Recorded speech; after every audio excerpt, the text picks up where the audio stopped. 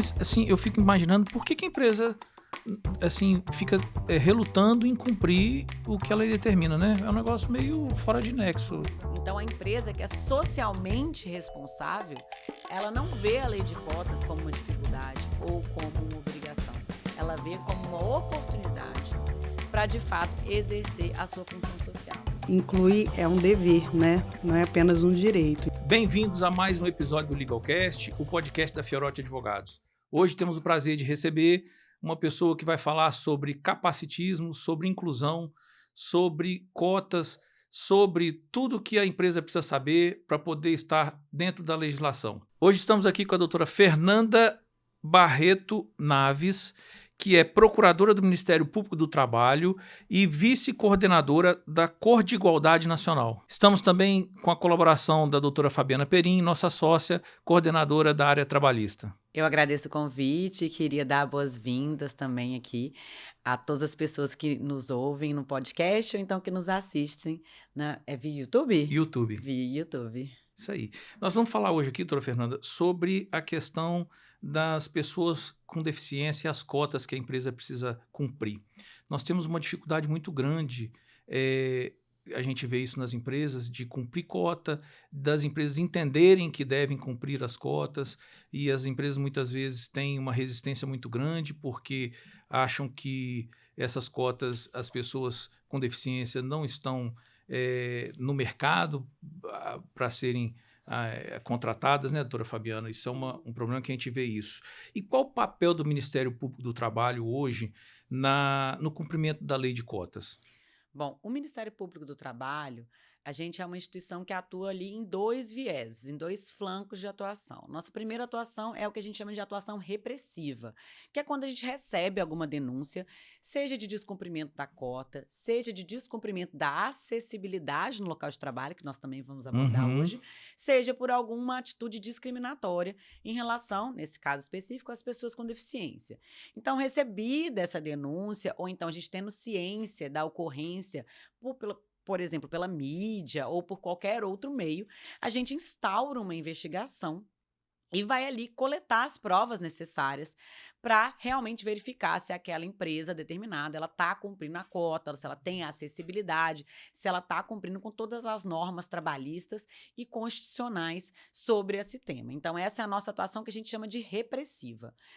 Nós temos também uma atuação que é a atuação promocional, que é promover os direitos humanos, né? O Ministério Público do Trabalho é uma organização, uma instituição que tem uma missão constitucional de defesa dos direitos coletivos, individuais, homogêneos e difusos.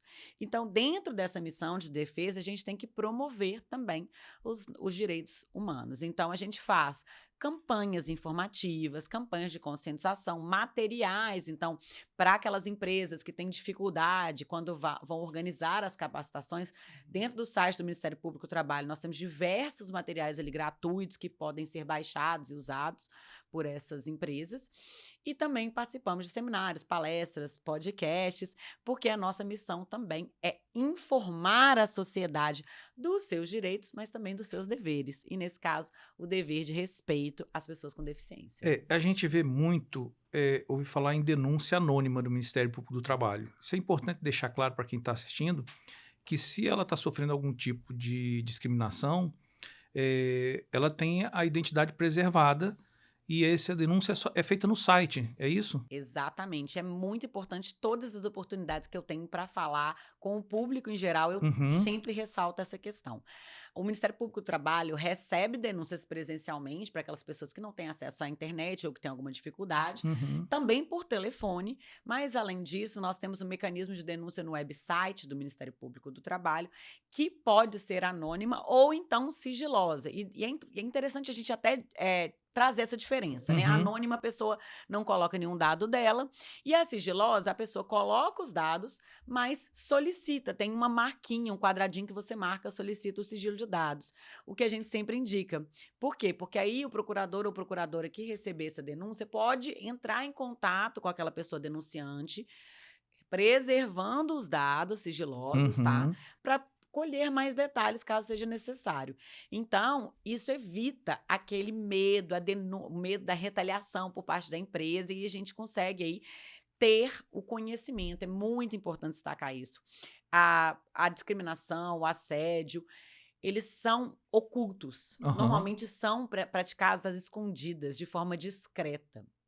É muito diferente, por exemplo, de um acidente de trabalho. Uhum. Acontece um acidente de trabalho numa grande empresa, a mídia denuncia, a gente consegue ter conhecimento por outros Verdade. meios. É Então, a verdade. gente precisa da denúncia para ficar sabendo o que de fato está acontecendo dentro ali daquele ambiente de trabalho, para que a gente possa aí intervir e melhorar todo o ambiente laboral para aquele conjunto de trabalhadores e trabalhadoras. Essa questão do sigilo, até porque, às vezes, a pessoa que quer fazer denúncia ainda está trabalhando na empresa. Exato. E aí ela, para não sofrer retaliação, ou uma demissão, ou algum tipo de penalização pela empresa, essa preservação da identidade da pessoa. Isso é muito importante. Agora, como o MPT atua na prática quando recebe uma denúncia dessa? Quais são os passos a serem seguidos? Perfeito. Quando a gente recebe essas denúncias, seja denúncia, né, de descumprimento de cota, denúncia de acessibilidade, a primeira coisa que a gente faz é instaurar, nessa denúncia ela é distribuída, a gente tem uma distribuição por sorteio, e aí a gente instaura um procedimento, né, que é ou um procedimento que a gente chama de procedimento preparatório, ou então o que a gente chama de inquérito civil. Instaurado esse procedimento, a gente vai fazer a coleta das provas, porque todas as denúncias que a gente recebe, a gente tem a obrigação de coletar as provas para verificar a Uhum. veracidade daquela denúncia, antes de qualquer coisa. Então, as provas, nos casos aí de descumprimento de cota, normalmente o que a gente faz? A gente entra em contato com a empresa e solicita os números dos empregados para a gente conseguir ali calcular o percentual da cota, o artigo 93 da Lei 8.213, que é a lei de cotas. Ele traz um percentual de 2 a 5% para empresas com 100 ou mais empregados, e a gente calcula com base no número ali dos empregados daquela empresa. A gente solicita também que eles apresentem o nosso laudo biopsicossocial caracterizador da deficiência, né? É um laudo que ele traz aí não apenas os dados médicos, mas também os dados da interação daquela pessoa com deficiência com a sociedade, com as barreiras que lhes são impostas, não? Por isso que é biopsicossocial, ele leva em consideração tudo isso. Uhum. E também a gente sempre solicita aí um laudo de acessibilidade, normalmente trazendo mostrando para o Ministério Público do Trabalho que a empresa ela cumpre com as determinações da Lei Brasileira de Inclusão, que trazem uma série de regras sobre a acessibilidade. Apresentados esses documentos, o Ministério Público do Trabalho vai examinar, vai ver realmente o que está acontecendo. E comprovado que está acontecendo um descumprimento, normalmente o que nós fazemos é uma audiência para a gente tentar conciliar os interesses, que muitas das vezes nós conseguimos aí firmar o que a gente chama de TAC, Termo de Ajustamento de Conduta, que nada mais é que um acordo entre a empresa e o Ministério Público do Trabalho, no qual a gente coloca alguns prazos e algumas formas aí para cumprir essa cota. Então, Uhum. ao invés da gente aplicar uma multa direta por aquele descumprimento, entrar com uma ação judicial, já cobrar um dano moral coletivo, a gente negocia prazos escalonados, por exemplo, de descumprimento, que atualmente o MPT tem feito. Nós estamos agora, atualmente, a gente tem só apenas sob no meu ofício, né? Nós temos aí mais de 10 empresas que a gente tem acordo em vigência, que elas estão nesse processo de contratação paulatina. Então, por exemplo, nos meus casos, eu coloquei prazos de a cada 3 meses eles irem me demonstrando os percentuais de cumprimento. E podemos estabelecer outras cláusulas também, que é sempre muito interessante, como, por exemplo, que nós vamos falar um pouquinho mais para frente, da capacitação, né, da importância da gente romper o que a gente chama a barreira atitudinal. E descumprido o TAC ou não aceito esse TAC, esse acordo, a gente vai para a ação judicial, que é chamada ação civil pública. Pelo que a senhora falou aí, deixa eu ver se eu entendi direito. São duas formas, então, de fiscalização. Duas formas não. Duas questões que são fiscalizadas. Uma é a quantidade de pessoas que estão sendo contratadas, se a cota está sendo cumprida. Outra é se a empresa ela reúne condições de inclusão dessas pessoas. São questões, então, de obra civil, vamos dizer assim. Da pessoa que não tem... Ela contrata um cadeirante, mas ela não tem uma rampa para o cadeirante chegar ao local de trabalho dela, é isso? Exatamente, mas não só isso, né? Essa parte da acessibilidade, ela inclui não apenas a acessibilidade física, ela inclui, ou que a gente chama de arquitetônica, na verdade, né? Ela inclui também, por exemplo, acessibilidade comunicacional. Então, uma empresa, por exemplo, que contrata uma pessoa surda, usuária de Libras, ela tem como aquela pessoa se comunicar? Ela tem como essa pessoa tem um tradutor de Libras, ou então alguém daquela empresa fala Libras, ou outros meios. Eu vou dar um exemplo. Tem um supermercado aqui Uhum. em Jardim da Penha, onde eu moro, que tem um caixa, um menino que fica no caixa, que ele é uma pessoa surda. E aí, o que eles colocaram para eles? Várias plaquinhas, as plaquinhas bonitinhas, tá? Tipo, bem feitas, assim, e as plaquinhas com todas as frases que ele precisa. Então, a pessoa vai passar no caixa, ele levanta a plaquinha. CPF na nota? Aí sim ou não. Tem embaixo, assim, a pessoa aponta. Ou então a pessoa responde e ele faz a leitura. Crédito ou débito? Mais alguma coisa? Ele, assim, ele exerce a plena comunicação com aqueles clientes por uma medida simples. A empresa gastou o quê? R$ 20 imprimindo aquelas placas e ela consegue trazer aquela pessoa, de fato, incluída naquele procedimento, né? Tendo contato direto com os clientes numa solução tão simples. Então, a acessibilidade, ela vai muito além dessa acessibilidade que a gente pensa, rampa, piso tátil, etc. Ela vai também para a comunicação, para a tecnologia. Então, por exemplo, as pessoas cegas ou com baixa visão, elas têm várias formas de utilizar monitores e telas. Então, nós temos o que a gente chama de ledor, né? Que é como se fosse um iPad, que elas conseguem ler ou ouvir o que está escrito ali, né? Dependendo se é baixa visão ou se é a pessoa cega. Nós temos diversas tecnologias que a gente tem o nome de tecnologias assistivas que estão disponíveis e que basta a empresa correr atrás, né? Até porque eu acho que é muito importante frisar, não é um favor que a empresa está fazendo. A gente, tanto na Convenção de Nova York, que é a Convenção da ONU sobre as Pessoas com Deficiência, que foi internalizada no Brasil com status constitucional, ou seja, ela está no mesmo peso da Constituição, tanto na Lei Brasileira de Inclusão, a gente tem a previsão que a empresa é obrigada a realizar as chamadas adaptações razoáveis, que são exatamente essas adaptações no meio ambiente de trabalho, de modo que ele se torne inclusivo para todas as pessoas, o que inclui, é claro, as pessoas com deficiência. Agora, a doutora Fabiana estava me falando que existem duas leis tratando disso hoje no Brasil, né? Uma de 91 e uma de 2015, não é isso? Porque, na verdade, as cotas vieram, a inclusão numérica que a gente fala hoje, né? A gente tem dois marcos, né? A inclusão numérica, que foi com a Lei 8.213 de 91, e a inclusão qualitativa, que é com a Lei Brasileira de Inclusão, né? Que, inclusive, trouxe uma outra visão do conceito da deficiência, trazendo colocando exatamente como a doutora Fernanda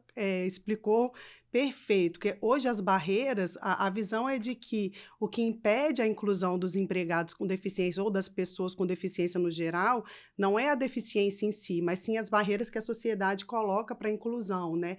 E que hoje se fala muito nas barreiras físicas, arquitetônicas, urbanísticas, de locomoção, mas o que se vê na prática mesmo é que a barreira atitudinal, que é essa mesmo, do comportamento, né, que muitas vezes é um obstáculo maior, é o mais difícil de se transpor, porque é muito simples você fazer uma intervenção física, né? Você fazer uma rampa, você colocar um corrimão, você adaptar o seu banheiro, mas e o quadro de empregados que está ali dentro? Eles estão preparados para receber, para de fato incluir esse empregado, né, no ambiente de trabalho? E a gente vê que muitas vezes não, porque falta muita informação, né? Às vezes as pessoas têm determinadas condutas capacitistas e elas nem sabem que estão cometendo esse tipo de conduta, né? Expressões que a gente utiliza, formas até a forma que a gente denomina essas pessoas, né? Hoje a gente fala empregados com deficiência, pessoas com deficiência, não são pessoas portadoras de deficiência. A pessoa, ela não porta uma deficiência, a deficiência ela é uma característica dessa pessoa, né? Como tantas outras que ela possui, defeitos e qualidades. Então, essa questão, eu vejo assim muito que as empresas ainda estão com a mentalidade da inclusão numérica e não com a inclusão qualitativa. E a gente só muda isso, de fato, com informação e com treinamento, né? Porque trazendo a informação, a gente consegue quebrar essas barreiras, esse paradigma que hoje existe na sociedade, está enraizado mesmo no nosso pensamento, né? Essa questão Não, da... exatamente. A gente vai tratar um pouco disso. Eu quero muito tratar dessa questão do capacitismo, porque, obviamente, né, dos treinamentos, avaliações Sim, periódicas, pesquisas de climas. Ainda vou falar um pouquinho mais pra frente, mas, assim, essa fala que a gente trouxe aqui é basicamente isso. A deficiência, ela não está na pessoa, ela está na sociedade que lhe impõe barreiras para que ela possa exercer a sua plena potencialidade. Então, por exemplo, se você está numa classe, digamos, não vou, vou até tirar do ambiente de trabalho, vamos sim. falar, estou numa escola. Se naquela classe todo mundo sabe a língua de Libras, não existe barreira para aquela pessoa que é surda. É verdade. Então, se todo mundo falasse, se todo mundo aprendesse desde a escola a utilizar essa língua, igual todo mundo aprende inglês, porque é uma língua normal, Sim, igual Uhum. inglês, espanhol, perfeita francês. colocação. Então, se todo mundo está lá na aula, a aula de Libras, todo mundo conversa normal com aquela pessoa, sem dificuldade alguma, como se a gente estivesse falando inglês com o nosso colega. Então, cadê a deficiência, né? Não existe. É O que verdade. existe são as barreiras que a própria sociedade impõe àquela pessoa. O mesmo caso nas barreiras arquitetônicas, urbanísticas, etc. Se a gente tem uma pessoa que usa cadeira de rodas, mas que a gente entra num ambiente que ele é plenamente acessível, que ele tem rampa, que ele tem tudo, aquela pessoa vai poder transitar com tranquilidade. Se sente incluída, né? Com tranquilidade. Não existe diferença, né, É. na verdade. Agora, doutora Fernanda, essa lei já tem 30 anos. A senhora acredita que ela está sendo efetivamente cumprida no Brasil? Efetivamente cumprida, mais ou menos, né? Vamos lá. Qual lei que é efetivamente cumprida no Brasil, né, gente? Então, assim, mas brincadeiras à parte, essa lei, a lei de cotas, ela é realmente um marco, né? Então, muitas pessoas falam, mas que absurdo, que não sei o quê, que é muito difícil, que isso, e a gente vai também conversar um pouco mais a fundo sobre essa questão. Mas fato é que essa lei ela trouxe o que a gente chama de ação afirmativa, né? O que é uma ação afirmativa? A ação afirmativa é uma medida, seja ela judicial, legislativa ou até empresarial, que busca reparar situações historicamente desiguais, né? Então, a gente tem populações historicamente vulnerabilizadas, marginalizadas e minorizadas, como, por exemplo, as pessoas com deficiência, que a gente tem todo o histórico desde a invisibilização, que sempre foram invisibilizadas. Então, por exemplo, na minha escola, quando eu era criança, não tinha uma pessoa com deficiência, não tinha uma pessoa com autismo. Hoje em dia, na escola da minha sobrinha, na sala dela, tem 3 meninas que têm autismo e uma pessoa que usa cadeira de rodas. Né? Por quê? Porque antes as pessoas ficavam trancadas em casa. E é verdade. Né? Então, assim, a gente tem todo um histórico de uma evolução, mas essa evolução é lenta. Então, para que a ação afirmativa serve? A ação afirmativa serve exatamente para corrigir essa distorção. Se atualmente nós temos 8,9 milhões, 8,9 percentual, né? Por cento da população, vou até conferir isso aqui, eu trouxe o dado, aí eu falei, vou trazer o dado porque eu sou ruim de número, 18,6 milhões de pessoas com deficiência, que é 8,9% da população brasileira. Cadê essas pessoas? Né? Então, assim, é um número muito alto, então a gente tem uma distorção muito grande, porque se a gente tem 8,9 milhões de pessoas com deficiência, em todos os lugares que a gente frequenta, cerca de 8,9% das pessoas deveriam ser pessoas com deficiência. Sim. Então, na sua aula, no seu trabalho, no congresso, no judiciário, no hospital, deveriam ser. Então, é uma distorção histórica que se cria exatamente por conta do preconceito, do estereótipo e de tudo que a gente tem em relação a essas populações minorizadas. E aí a ação afirmativa, ela visa corrigir. A ação afirmativa então vamos incluir essas pessoas, e é por isso que a lei é tão importante, a lei de cotas, né, que chama-se lei de cotas.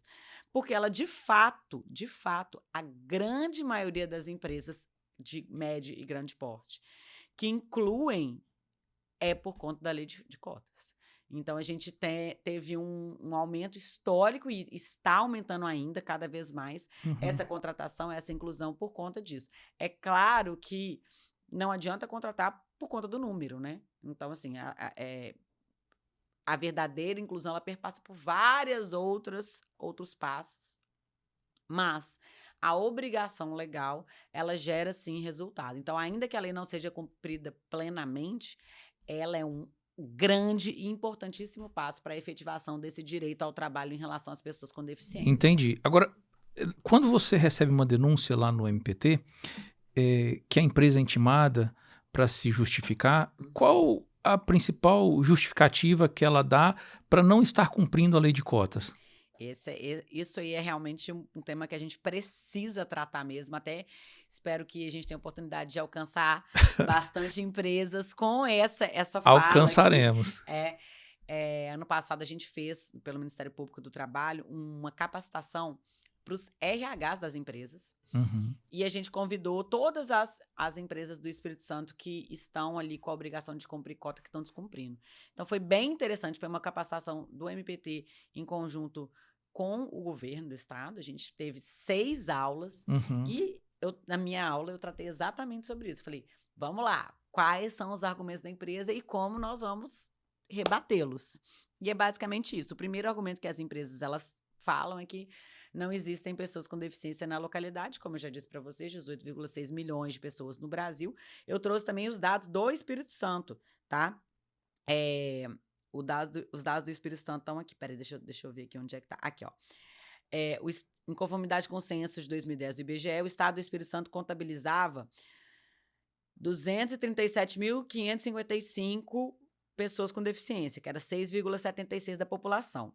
E aí, em 2021, o governo do estado fez uma estimativa, eles fizeram um estudo muito completo.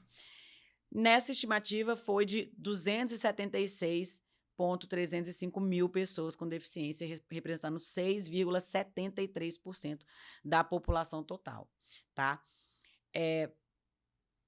Falando a nível de Brasil, esses dados que eu já tinha apresentado para vocês, 8,9% da população. Tá, mas o que significa isso? O que significa é o seguinte, se todas as empresas do Brasil, tá, cumprissem plenamente as vagas, as reservas de vagas, elas dariam mais ou menos 965 mil no Brasil inteiro, tá? Então, nós temos 18,6 milhões de pessoas com deficiência para uma reserva de vagas que não dá nem 1 milhão. Só aí a gente vê o abismo. Mas eu fiz um estudo ainda mais aprofundado, junto com o Ministério do Trabalho.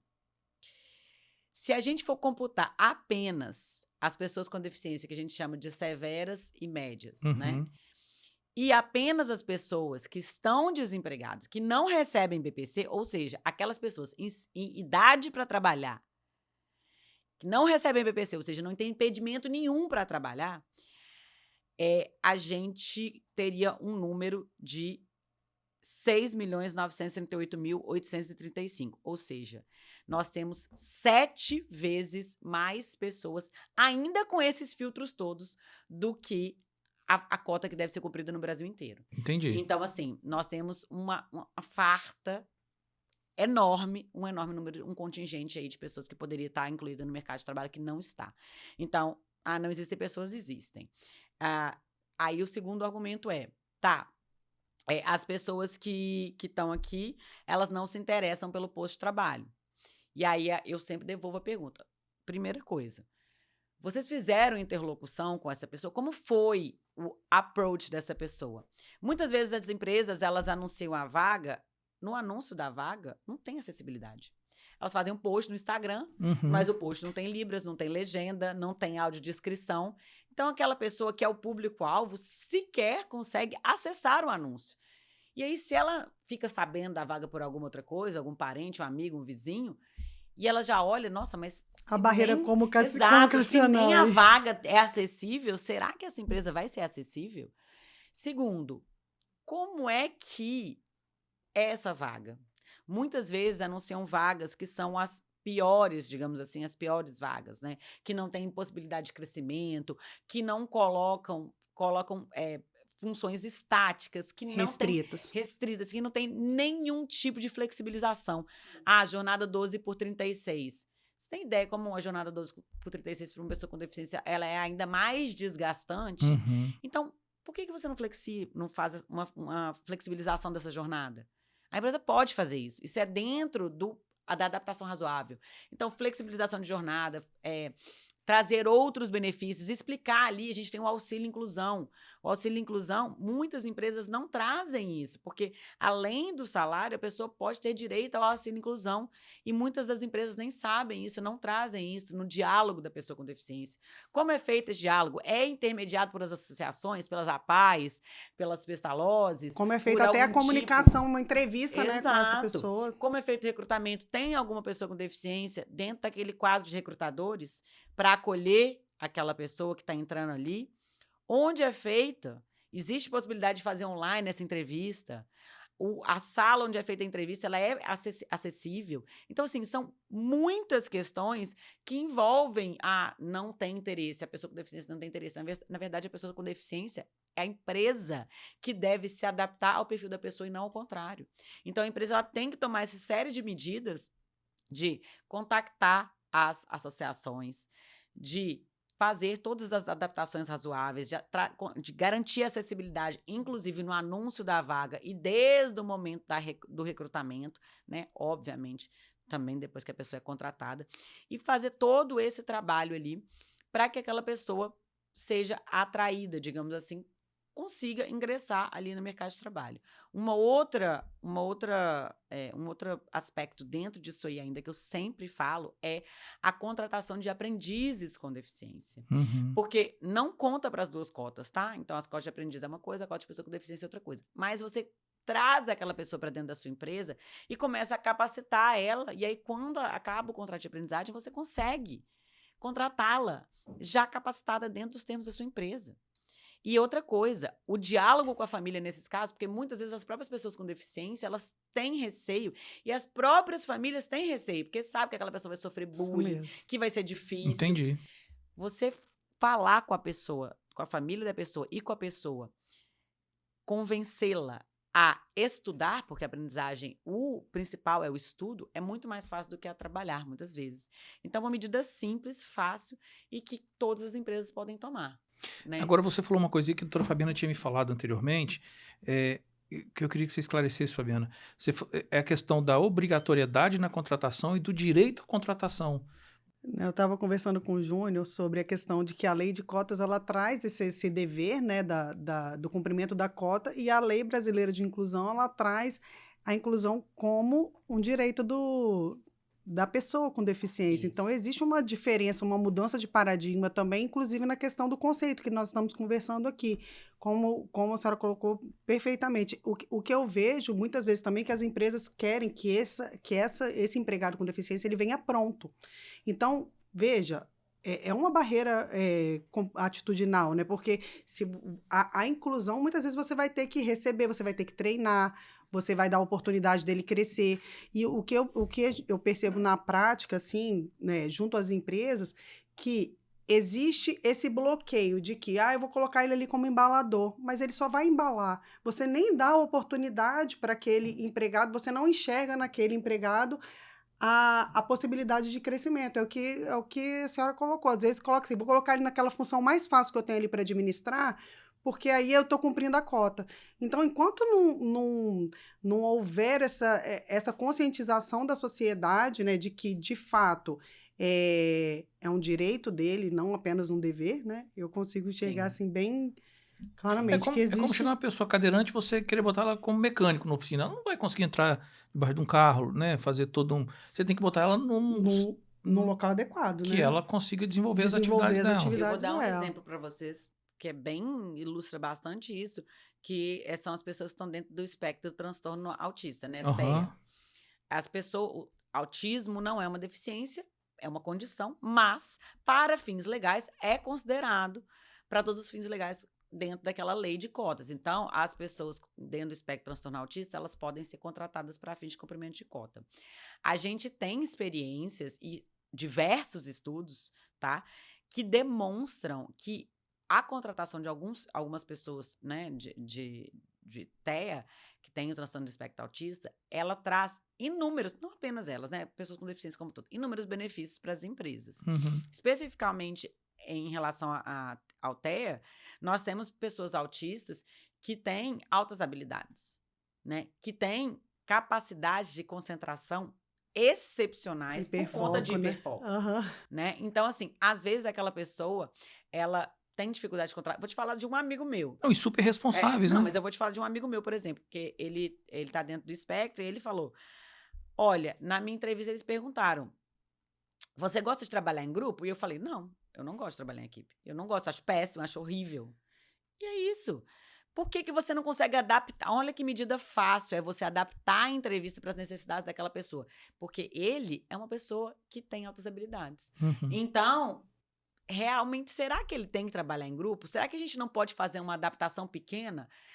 Assim, as adaptações relativas às pessoas transtorno do espectro autista são muitas vezes muito simples. Basta perguntar para aquela pessoa. Então, por exemplo, eles têm hipo ou hipersensibilidade, tá? Isso é bem comum, uma característica quase sempre presente. Então, faz um espaço de descompressão, coloca uma luz amarela na sala, ao invés da luz branca na sala que aquela pessoa tá. Uhum. Coloca ela para fazer 1 ou 2 dias de teletrabalho, à medida que ela se acha. Eles têm muitas, em regra, têm dificuldade de comunicação e socialização. Então, pergunta para aquela pessoa como que ela gostaria de ser alocada, né? Então, com qual facilidade que ela tem. Às vezes ela tem mais facilidade para falar com fulano ou ciclano. Será que pode sentar junto? Então, assim, pequenas adaptações e aquelas pessoas, rotinas, né? Por exemplo, rotina. As pessoas dentro do espectro autista, muitas das vezes, elas precisam de rotina e de previsibilidade. Vai fazer entrevista? Manda as perguntas antes. Para a Entendi. pessoa não ficar nervosa, ela conseguir explicar aquelas habilidades que ela tem, o que ela pode trazer de bom para a empresa. Então, faz uma rotina estruturada, faz reuniões de acompanhamento e feedbacks. E são medidas muito simples que trazem resultados, assim, muitas vezes excepcionais.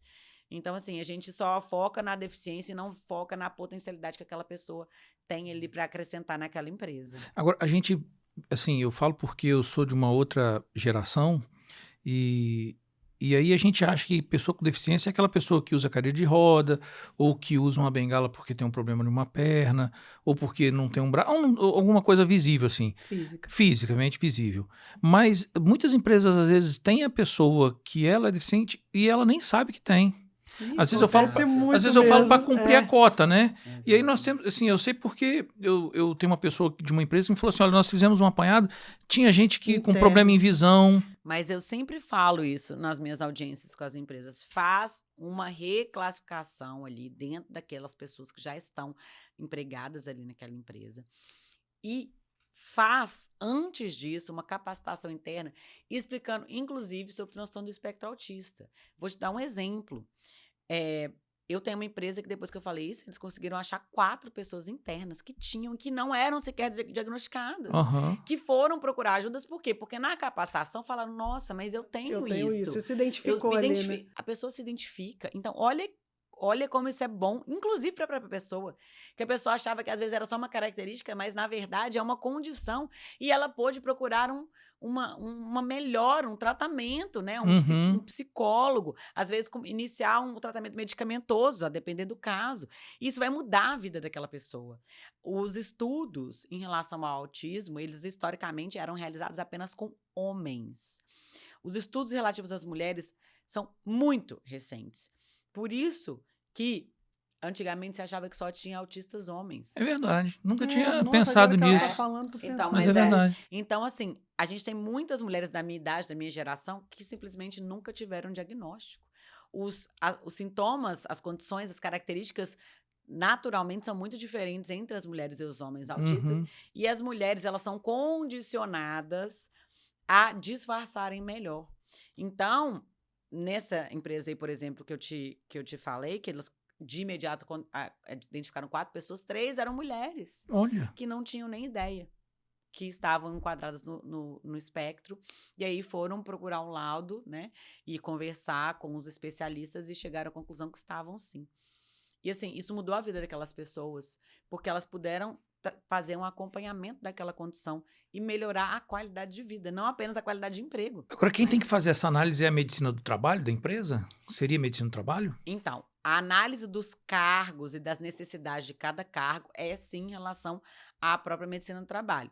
E aí, as pessoas, né, por exemplo, a pessoa vai apresentar, muitas das pessoas já têm acompanhamento. Quem tem acompanhamento pode, sim, apresentar o laudo caracterizador, né, daquele especialista, mas o ideal é uma equipe multiprofissional, né, composta por médico, psicólogo ou assistente social, uma gama de profissionais ali, e aí, é claro, a medicina do trabalho específica daquela empresa que vai dizer o que é para aquela empresa ideal, o que a Entendi. gente precisa ter, e aí faz um laudo biopsicossocial, né, que engloba todas essas questões. O importante para a gente no laudo não é a característica médica, porque a característica médica pouco importa. O importante é a característica das limitações daquela pessoa e das adaptações necessárias para que ela realize o trabalho.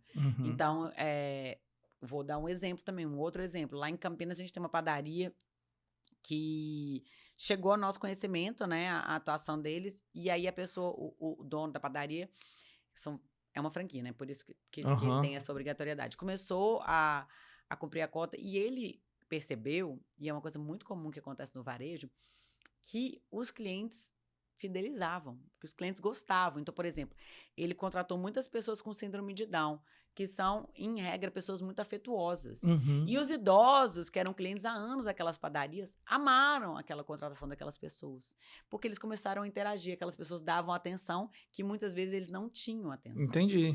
E aí, atualmente, 80% do corpo dessa padaria é composto de pessoas com deficiência. 80%.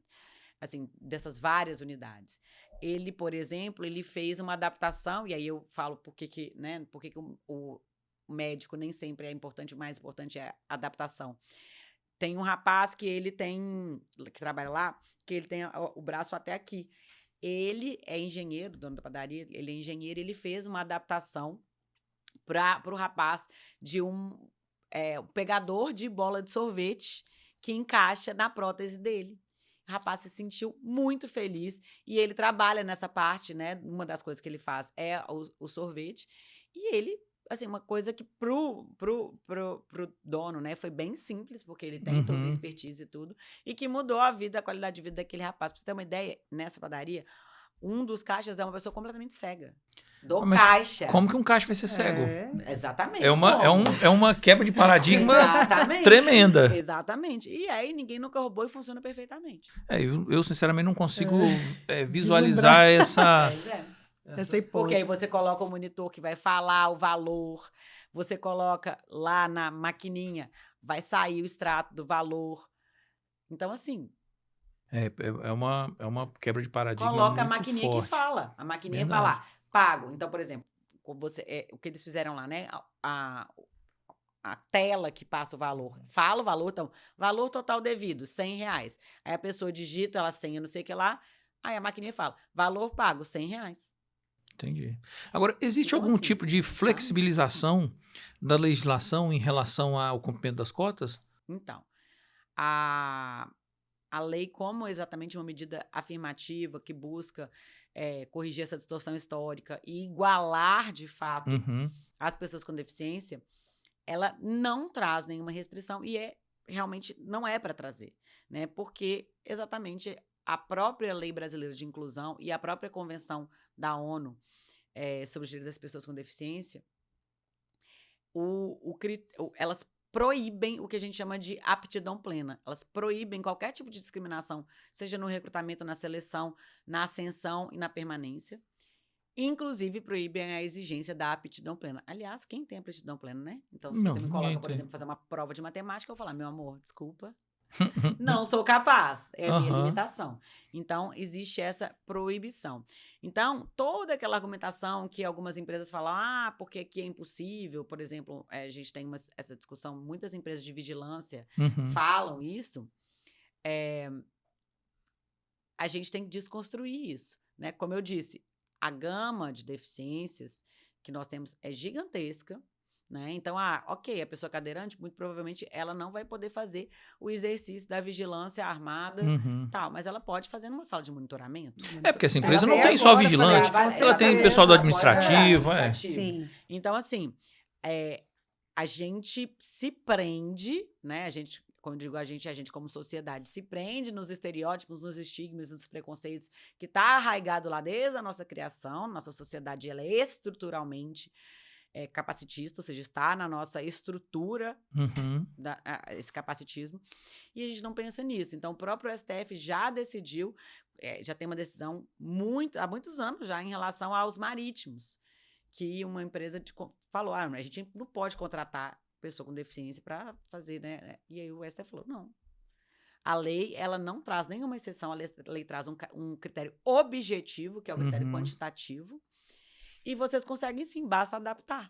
E é isso também, né? Nós temos diversas deficiências, né? Nós temos transtorno do espectro autismo, nós temos síndrome de Down, nós temos deficiências intelectuais, mentais, físicas, pessoas cegas, pessoas surdas, e dentro daquela empresa, cabe à empresa avaliar os cargos disponíveis e as adaptações que são necessárias para que esses cargos possam ser ocupados pelas pessoas com deficiência e também pessoas reabilitadas, né? Entendi. A gente não fala muito, mas as pessoas reabilitadas pelo INSS, elas também entram na cota. Entram as pessoas Sim, reabilitadas? Sim. Também entram na cota. Mas reabilitada de um acidente? Sim, também. Também. Na própria empresa, se você tiver um caso de acidente, né, e que a pessoa continua trabalhando, e a gente vê isso com muita frequência, inclusive a gente tem vários clientes, ele entra na cota, entendeu? As empresas reabilitam ele, ou na mesma... Às vezes, mesmo com acidente, mesmo com a limitação, com alguma restrição, ele fica até na mesma função. Mas Entendi. aí ele entra na cota. Agora, a doutora Fabiana outro dia me mostrou uma decisão, eu não sei se era do TST, de quem era, que a empresa foi autuada por não estar cumprindo a cota, mas ela comprovou que ela tinha feito anúncio, Sim. buscado em APA e tudo. Mas parece que a multa foi anulada, mas a obrigação de contratar continuou, não é isso? Não? É isso aí. Na verdade, o que aconteceu? Foi feito todo um procedimento do Ministério Público do Trabalho, era até uma ação civil pública, e que a empresa comprovou que ela tinha adotado todas as medidas, mas era uma cidade pequena e tal, e aí mostrou que ela fez contato com todas as associações, que fez contato, fazia, tipo assim, oferta de vaga. O Ministério Público do Trabalho viu que havia essa tentativa, né? Na verdade, a empresa comprovou que havia isso judicialmente e conseguiu afastar, na verdade, a multa que foi aplicada na ação civil pública, mas manteve a obrigação de cumprimento. Apesar de ter reconhecido que, de fato, a empresa tinha adotado todos os meios possíveis que ela não tinha cumprido, mas manteve a obrigação. Mas eu acho que isso é uma exceção de decisão, né? Assim, então, a posição institucional do Ministério Público do Trabalho, ela não admite flexibilização.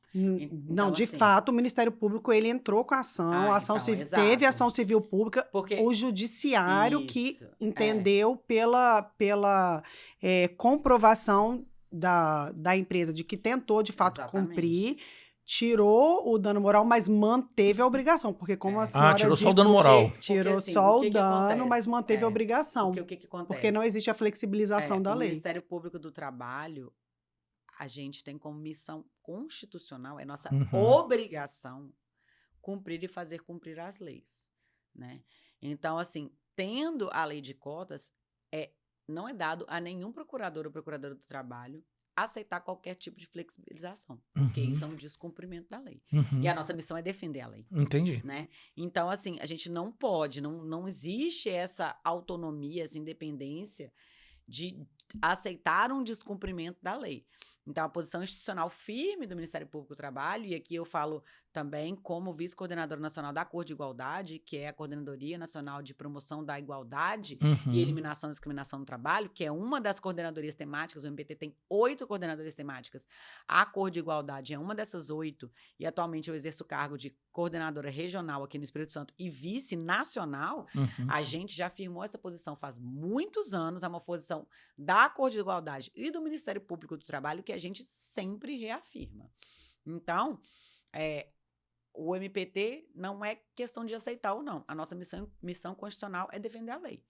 Então, a gente vai cumprir a lei.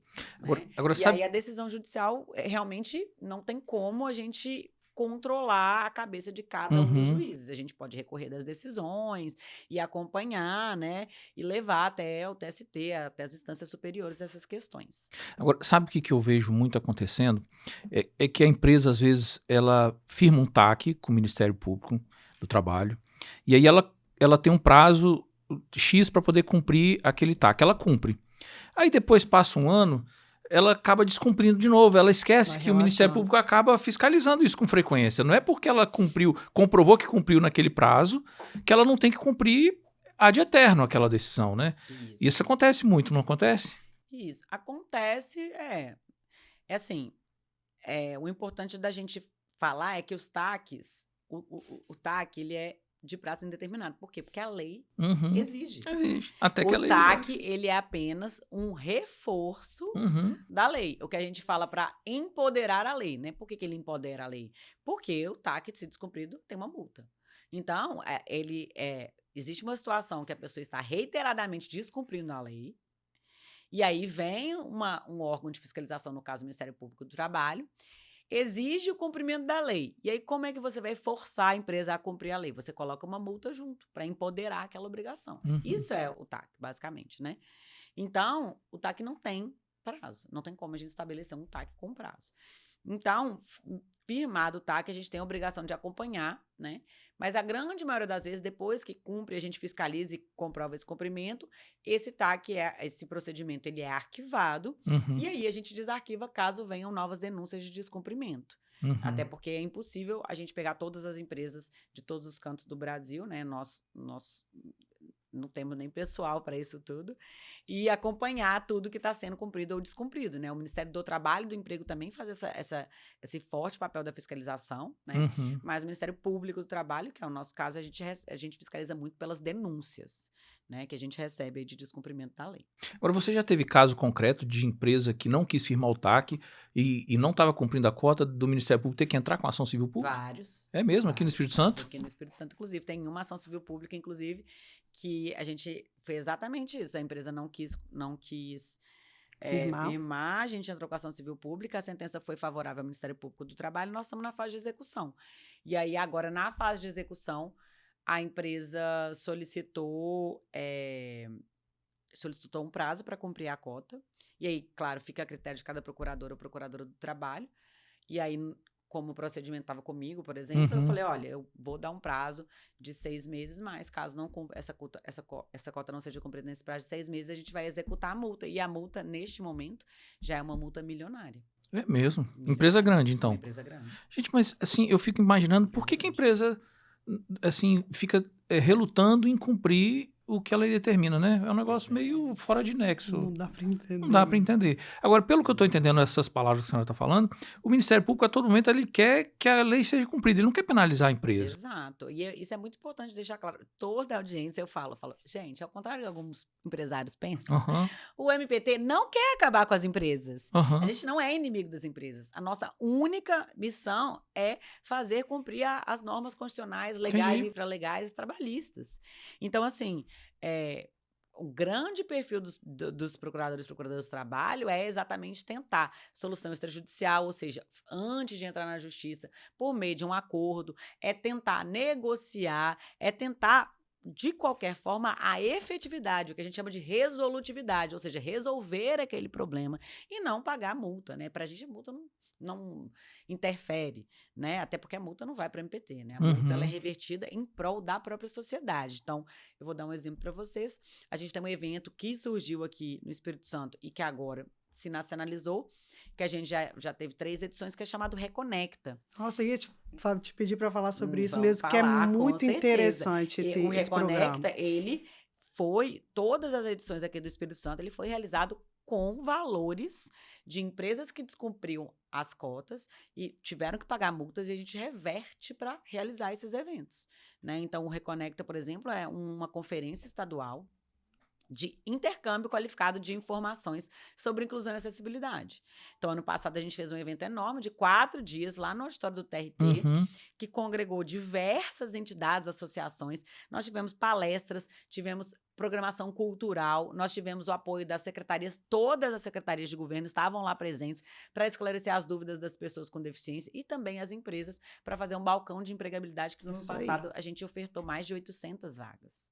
Né? E muitas empresas não sabem da existência desse programa. Exatamente. Eu tive acesso a isso até depois de um procedimento e eu achei extremamente interessante e que isso deveria realmente ser mais divulgado, porque Exato. exatamente vai em cima da colocação de que não existe, existe oferta. E existe agora esse sistema, né, que permite que você... O site já tá em funcionamento, já está... CADEF, que é o que eu ia falar. Qual é o site? CADEF. CADEF. E um outro projeto que também surgiu de reversão de multa inicialmente, lá em 2013, é o CADEF, que é um cadastro das pessoas com deficiência do Estado, das empresas e também das instituições capacitadoras. Esse cadastro surgiu dentro do Ministério Público do Trabalho e agora ele foi assumido pelo governo do Estado. E aí o governo do Estado, por meio da Prodeste, da CETADES, fizeram os ajustes necessários e a gente, inclusive, vai começar muito em breve, provavelmente mês que vem já, uma grande campanha de divulgação para que as pessoas com deficiência possam se cadastrar no CADEF. Legal. E aí o CADEF... Ele vira um portal, né, doutora Fernanda? Ele acaba sendo um portal de referência, né? Isso. Ele traz todos os dados atualizados das pessoas com deficiência. Então, ele é bom para empregabilidade, mas não apenas. Ele é bom para políticas públicas. Para dados, porque né? A gente Coleta vai de pegar dados. Todos os dados de escolaridade, de situação socioeconômica, de empregabilidade, de tudo aquelas pessoas com deficiência. E aí vai poder, futuramente, né, quando esse cadastro estiver preenchido, claro que agora está incipiente, né? Está começando. Então, a gente vai fazer toda essa divulgação junto ao governo do Estado, né? O Ministério Público do Trabalho. O projeto foi assumido pelo governo do Estado, então o governo do Estado vai fazer a divulgação também nos canais do governo do Estado, pelos meios do governo do Estado, e nós, claro, fazendo a nossa parte no âmbito trabalhista. A nossa objetivo é que o CADEF, pelo menos aí até o final do ano, assim, espero, já tem uma quantidade boa de cadastro que permita aí já essa intermediação direta das pessoas com deficiência. Isso vai ajudar muito. Porque então a gente tem o Reconecta, que é o evento, e tem o CADEF, que é o cadastro, isso aí. É um portal. Isso aí. Entendi. Excelente. Agora, a lei de 2015, que é a Lei Brasileira de Inclusão, ela trata o capacitismo como crime? É isso? Na verdade, ela não fala especificamente no capacitismo, né? Mas ela traz várias condutas que são previstas como crimes, né, em relação à discriminação das pessoas com deficiência. Você pode exemplificar algumas atitudes? A questão, por exemplo, as questões de negar a vaga em escola, por exemplo, né, negar acesso na escola. Então, o capacitismo é uma expressão nova, na verdade, né? E capacitismo nada mais é que o preconceito em relação às pessoas com deficiência. É o preconceito que trata... A palavra capacitismo é por conta da palavra incapaz, né? Trata as pessoas com deficiência como incapazes. A gente tem, historicamente, uma visão muito assistencialista em relação às pessoas com deficiência. Aquela ideia de, coitadinho, ou então, ao contrário, a pessoa doente, né, que ela precisa ser curada, ela precisa ser ajudada. Eu fui na Convenção Nacional das Pessoas com Deficiência no ano retrasado e uma das pessoas falou uma coisa que me tocou muito, que realmente é isso. Pessoa com deficiência não precisa de piedade, pessoa com deficiência precisa de oportunidade. Então, essa visão assistencialista do coitadinho, do doente, do incapaz, essa visão a gente tem que cortar. E aí que é a questão da barreira atitudinal que a gente fala, né? Que é mudar a conscientização social quanto ao tema. Então, todas essas atitudes de negar acesso, de negar escola, de negar emprego, ou então qualquer forma de discriminação, fazer bullying. E o capacitismo, gente, ele é tão estrutural que todos nós falamos frases que são consideradas capacitistas, então a gente tem que se policiar. Então, por exemplo, nossa, para de dar uma de João sem braço. Tá fingindo demência. Tá fingindo demência? Nossa, aquela pessoa ali tá parecendo um autista. Você tá muito autista Parece hoje. cego em tiroteio, né? Gente, vocês falando isso, eu me vejo falando isso, sabia? E são... Sem, assim, inconscientemente. Inconsciente, mas é por isso. Exatamente por isso. Exatamente pelo fato de ser estrutural, estar no inconsciente social da nossa sociedade, é que a gente tem que começar a prestar atenção nessas São pequenas atitudes que a gente faz para que a gente mantenha esse pensamento, né? Sem perceber.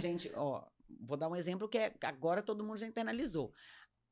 Todas as lojas de decoração, a gente tem um móvel que fica do lado da cama. Como é que chama esse móvel? Criado mudo. Criado mudo. Essa palavra é extremamente racista. Se você entrar em qualquer site de qualquer loja de decoração atualmente, não é criado mudo, é mesa de cabeceira. Ah, é? Mudou isso? Mudou. Qualquer Gente, eu não dessas sabia lojas disso, não. grandes, essas lojas grandes, Aham. todas, você não encontra mais a palavra criado mudo. Essas grandes marcas, Sim. né? Você não encontra mais. Eu te desafio, não encontra mais. É mesmo. Qualquer mesa de cabeceira. Olha só que nome que é, de fato, o nome. A origem, né? A Vamos lá na origem. Exato, né? porque o criado mudo, a origem é extremamente racista, que era exatamente na época das pessoas escravizadas, que ficavam, uma pessoa que era um criado, ficava ao lado da cama a noite inteira, mudo, ou seja, que também é capacitista, né, por si só, porque não existe isso, Aham. né? A pessoa é não oralizada, e aí ficava lá e não podia falar e tinha que ficar lá, esperando para qualquer momento do dia, da tarde, da noite, ser Atender acionado, aquela pessoa, atender aquela né? pessoa. Então, a gente vai mudando aos poucos isso, é uma construção. Quando eu tava trocando uma ideia com a doutora Fabiana antes de começar, eu falei assim, não, mas a pessoa portador de deficiência, ela falou assim, não, isso não... Eu falei, mas me explica isso. Ela falou, não se fala mais portador de deficiência, que a pessoa não porta deficiência. É isso aí. A gente Exatamente. estava falando que a forma como a gente denomina a pessoa, ela carrega preconceito, Com né? certeza. Tanto que hoje a correta expressão é pessoa com deficiência, empregado com deficiência, porque a pessoa ela não porta uma deficiência, né? Ela não é um objeto que ela carrega. Na verdade, é apenas uma das características da personalidade dessa pessoa. Exato. Então, portador de necessidades especiais, pessoa especial, esse tipo de expressão também não se utiliza mais, né?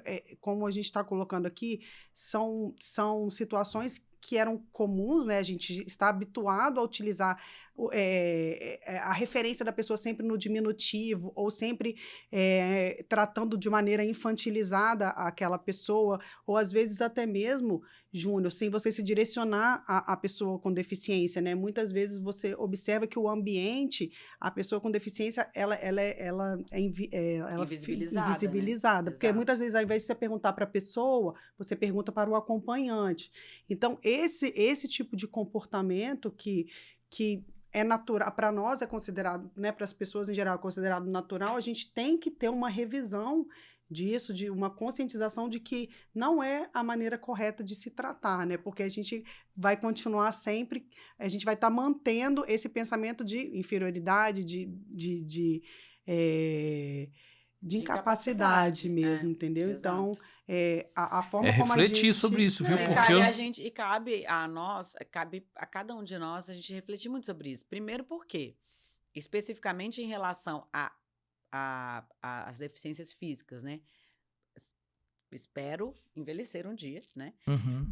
Todos nós, muito provavelmente, os que vão envelhecer, teremos alguma dificuldade de mobilidade no futuro. E aí eu te garanto que se você um dia precisar usar uma cadeira ou mesmo uma bengala, você não vai ter essa facilidade de andar nas calçadas das nossas ruas. Isso é um problema. Então, isso aí interessa a sociedade como um todo. Eu tô dando um exemplo. Muito menos eu, quando eu tinha bebê, eu andava com um carrinho, eu ficava pensando, gente, eu com um carrinho, com toda a mobilidade, você não consegue. Eu fico imaginando um cadeirante, uma pessoa, né, com uma dificuldade. Exato. E outra coisa, você pode sair daqui agora, ser atropelado, sofrer um acidente, qualquer coisa, e ter que ficar dependente de uma cadeira, por exemplo. Então, assim, a gente tem que... e aí eu gosto de falar isso porque, assim, a gente tem que ter empatia. A gente tem que praticar a empatia. Pô, falar é mimimi. Não, mimimi, sabe o que é mimimi? É a dor do outro. É a dor que não dói em você. Mas essa dor é uma dor que tinha que doer na sociedade como um todo. Porque a toda a sociedade interessa a inclusão de todas as pessoas. Por que aquela pessoa não pode conviver em igualdade de oportunidades com as demais pessoas? Qual o motivo? Por que ela tem que ser segregada, excluída? Ao contrário. Ela é uma pessoa que, dentre várias características, tem apenas uma característica que é a deficiência. Ela é uma pessoa surda, uma pessoa cega. Ok, mas ela é muito mais que isso. Né? E daí a importância dessa mudança de vocábulo, essa mudança do vocábulo para virar pessoa com deficiência, é para mostrar que a pessoa ela vem primeiro. Isso né? aí. Então, ela é uma pessoa e a deficiência é apenas uma característica dela, dentre várias outras. Quem não tem limitações, né? E, inclusive, a gente vai lançar uma campanha a nível nacional, vai ser uma campanha que vai ser nacionalmente, transmitida, vai ser o lançamento do dia 9 de julho agora, eu vou até aproveitar para fazer esse chamamento público. Às 14 horas, lá no auditório do TRT, vai ter participação de várias entidades. Nós vamos fazer um show do Coral das Pessoas com Deficiência, vamos ter palestras sobre o tema, vamos trazer algumas boas práticas, inclusive fazer uma exposição. E essa campanha chama Diferenças que Somam. E a ideia é essa: todos nós temos nossas limitações, afinal, são as diferenças que somam. Então, é claro que a pessoa com deficiência ela vai ter algumas limitações, mas isso não a desqualifica ou a torna pior do que as outras pessoas. E nem a torna herói. Existe, que também é. Que existe que também também é capacitista. Exatamente. Não entendi. Porque, na verdade, existe essa expressão. Quando você olha o deficiente, que ele pratica, ele faz pequenas coisas normais do dia a dia nosso, as pessoas identificam aquilo como se ele, nossa, que milagre que ele está conseguindo. Milagre, que herói. Que herói, ele conseguiu chegar aqui, guerreiro.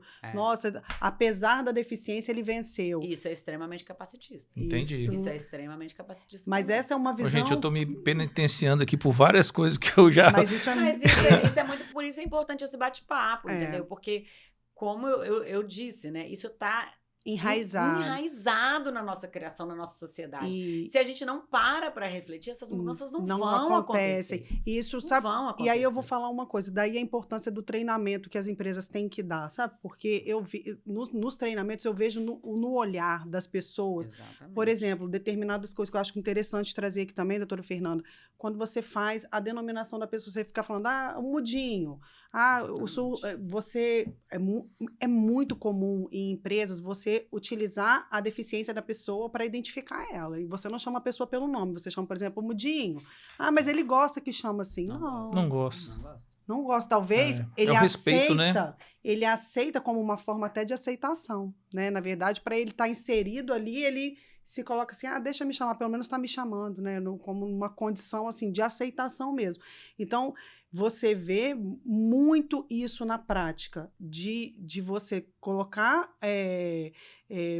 a pessoa não ser individualizada como uma pessoa mesmo, entendeu? Entendi. Inclusive, com relação... Isso é muito comum nas empresas, eu vejo isso muito na prática. E outra coisa que eu queria ressaltar também é que essa questão da mudança, ela também tem que vir da base familiar, porque a própria família, às vezes, não identifica aquela pessoa... Sim, claro.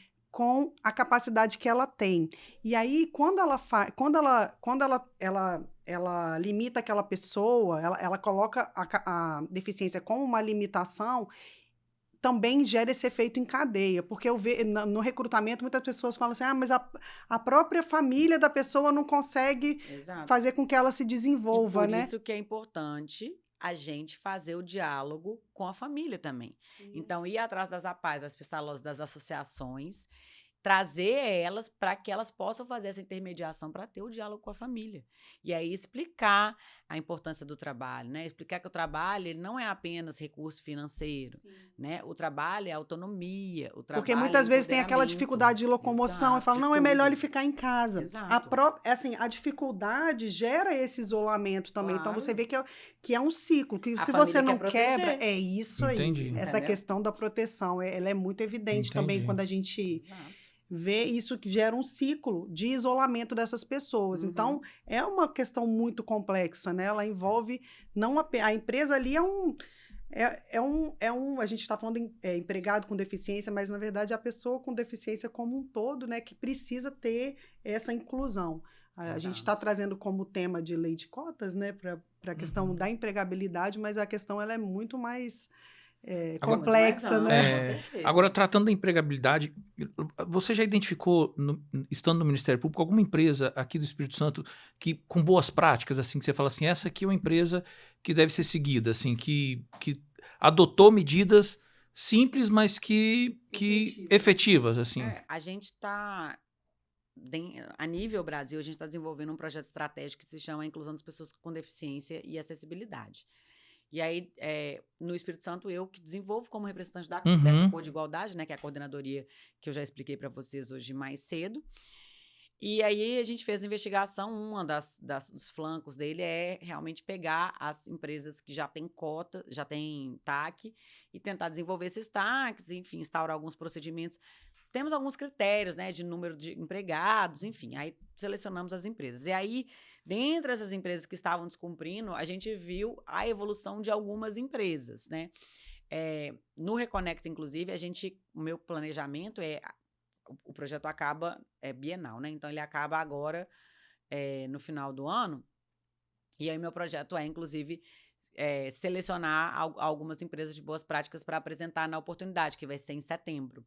E aí, mas eu vou dar o exemplo de uma empresa que ainda não chegou a cumprir, mas que está numa evolução muito boa, fez, por exemplo, um contrato com a Federação das APAES para fazer o apoio, o emprego apoiado, que é uma das estratégias de inclusão muito boa, que participou da capacitação que a gente promoveu junto com o governo do Espírito Santo, que é a Solo Brasil.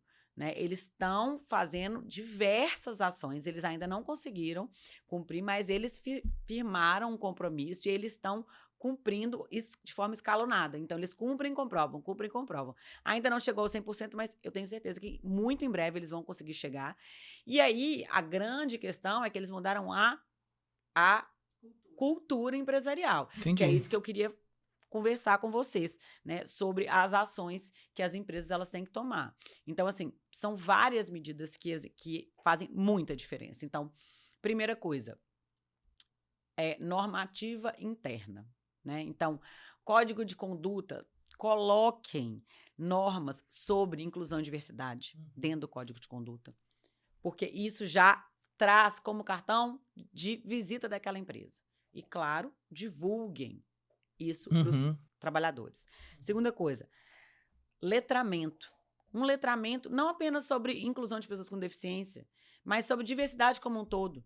Né? Inclusão de populações historicamente minorizadas, né? De pessoas negras, de pessoas com deficiência, de mulheres, população LGBTQIA+, porque nós temos diversas pesquisas, inclusive pesquisas de Harvard Business School, né, que demonstram que o ambiente de trabalho, quanto mais ele reflete a sociedade, o quadro ali, quanto mais ele reflete a sociedade, mais produtivo ele se torna.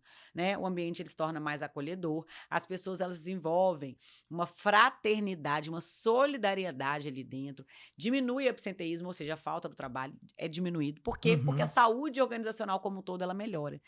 E é claro que isso traz o quê? A produtividade. Né? Então, isso resulta até para a própria empresa, melhora da produtividade, além da melhora da imagem. Né? Eu dei o exemplo sobre uma padaria que agora tem 80% das pessoas com deficiência. Por quê? Porque viram que fidelizam os clientes por meio daquelas pessoas. Que trazem ali uma real conexão de empatia de seres humanos e que fidelizam. Isso é muito comum no varejo. Várias empresas me procuram e falam, olha, a gente sentiu realmente uma diferença, porque a clientela, a imagem da empresa é fidelizada por conta disso. E é claro, para a própria pessoa com deficiência que traz o empoderamento, a independência, a autonomia. Então, fazer esse letramento, tá? Fazer capacitações periódicas. Então, fez o primeiro letramento, explica sobre as questões, mas faz um acompanhamento de tempos em tempos, faz capacitações, distribui materiais. O próprio site do Ministério Público do Trabalho tem uma série de materiais que são baixáveis gratuitamente. A gente tem fáceis, né? Que são histórias em quadrinho, né? Essa de fácil. mptemquadrinhos.com.br também, que também são materiais completamente acessíveis, tá? Para vocês distribuírem. Né, as empresas distribuírem, as empresas que estão interessadas, estão fazendo capacitações. Já indiquei para várias empresas, porque realmente é uma linguagem fácil de entender e é um material, né, que vem do próprio... E a gente vai ter um novo sobre capacitismo, que vai sair agora, provavelmente em julho. Que bacana. Sobre capacitismo, especificamente. Existe no MPT um site com perguntas e respostas, assim, já as mais... Tem cartilhas. Cartilhas. As cartilhas no website do MPT. Tem uma parte que é imprensa, você vai clicar e aí vai aparecer as publicações. Entendi. Tem, por exemplo, perguntas e respostas sobre assédio sexual, sobre assédio moral, sobre inclusão. É bem bacana. Isso é legal. Vamos divulgar isso aí. E aí, voltando aí às ações, né? A ação de capacitação, previsão de um canal de denúncias, né? Com resguardo de sigilo, para que eventuais situações possam ser denunciadas e apuradas. Pesquisas de clima periódicas para ver como que aquelas pessoas com deficiência estão se integrando ali dentro daquele ambiente de trabalho e como que os próprios colegas estão se sentindo quanto aquelas pessoas, acompanhamento daquelas pessoas com deficiência, trazer ali os psicólogos ou o pessoal da equipe da medicina do trabalho daquela empresa para acompanhar. Muitas vezes a empresa fala, mas eu contratei, mas ela não quer ficar, ela pediu demissão. Mas por que ela pediu demissão? Vamos averiguar. Porque pode ser que ela não tivesse conseguindo desempenhar a atividade. Né? Por quê? Porque estava faltando alguma adaptação razoável. Pode ser que estivesse sofrendo bullying. Pode ser que ela estivesse se sentindo menosprezada em relação às outras pessoas. Então, você tem que ter um acompanhamento contínuo, porque é ali que você vai identificar quais são as dificuldades enfrentadas por aquela pessoa e vai conseguir fazer as melhoras ali. Então, todas essas atitudes, a empresa consegue mudar, fazer para, de fato, mudar essa cultura dentro da empresa e tornar o ambiente de trabalho mais saudável, mais seguro e também muito mais inclusivo. Importantíssimo. Doutora Fernanda, nós gostaríamos de agradecer a colaboração que a senhora deu aqui no nosso podcast, dizer que é enriquecedor poder ouvir uma pessoa com tanto conhecimento falando sobre um assunto que é importantíssimo e que às vezes é deixado de lado. E como a doutora Fabiana fala, é um assunto que a gente não pode passar pano. As empresas às vezes querem passar pano, não pode, tem que ser encarado de frente, tem que ser colocado como prioridade e respeitado realmente. Fabiana, também agradecer sua presença aqui hoje. Fabiana, a gente já fez um podcast com ela sobre assédio sexual e assédio moral e dizer que cada vez que a gente pode discutir esses assuntos aqui é muito enriquecedor. Até para mim, eu fico assim, me colocando em certas situações. A senhora falou e falei, gente, mas eu tenho que me policiar para não cometer esse tipo de erro. Porque às vezes a gente é de uma outra geração, né? Sim. Isso tudo é questão de mudar realmente o paradigma. Mas agradecer e dizer que o microfone é da senhora, quiser dar uma palavra final, um recado final, fique à vontade. Bom, eu que agradeço a oportunidade, espero que tenha aí tocado de alguma forma os ouvintes, né? E assim, eu queria só lembrar especificamente para as empresas que a gente, na nossa Constituição, nas nossas normas, a gente tem prevista a função social da empresa. Né? Então, a empresa ela busca, sim, a lucratividade, de fato tem que buscar, mas ela tem uma função social. Então, a empresa que é socialmente responsável, ela não vê a lei de cotas como uma dificuldade ou como uma obrigação. Ela vê como uma oportunidade para, de fato, exercer a sua função social e garantir um mundo melhor, garantir uma sociedade mais igualitária, uma sociedade em que todas as pessoas são respeitadas e que tem aí igualdade de oportunidades para cada um e para cada uma. Então, quando a empresa ela se torna socialmente responsável, tudo flui de uma forma muito melhor para ela. Né? Então, isso em relação às empresas. E em relação às pessoas com deficiência e também aos trabalhadores e trabalhadoras das empresas que têm a oportunidade de conviver com essas pessoas com deficiência, o meu recado final é: o Ministério Público do Trabalho está vigilante, está atento, conte com a gente caso você tenha qualquer situação de discriminação, dificuldade de acessibilidade, falta de adaptações razoáveis, faça denúncia, porque nós estamos aqui para apurar e fazer com que a nossa lei, o nosso arcabouço, que é lindo e que é amplo, seja de fato respeitado e cumprido. E também faça a sua parte, seja empático, acolha a pessoa com deficiência, converse com ela, pergunte o que ela precisa, dê o seu auxílio, porque a inclusão ela é um dever de toda a sociedade.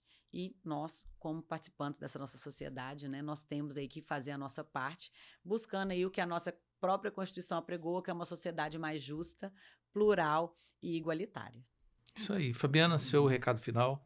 Eu gostaria só de pontuar que, como a doutora Fernanda colocou, incluir é um dever, né? Não é apenas um direito. Então, acho que cabe a nós fazermos fazer essa retrospecção, fazer mudar um pouco esse paradigma, fazer essa reflexão, na verdade, para que a gente possa, aos pouquinhos, mudar e garantir a todos essa inclusão, que ela é o caminho mais certo a se fazer.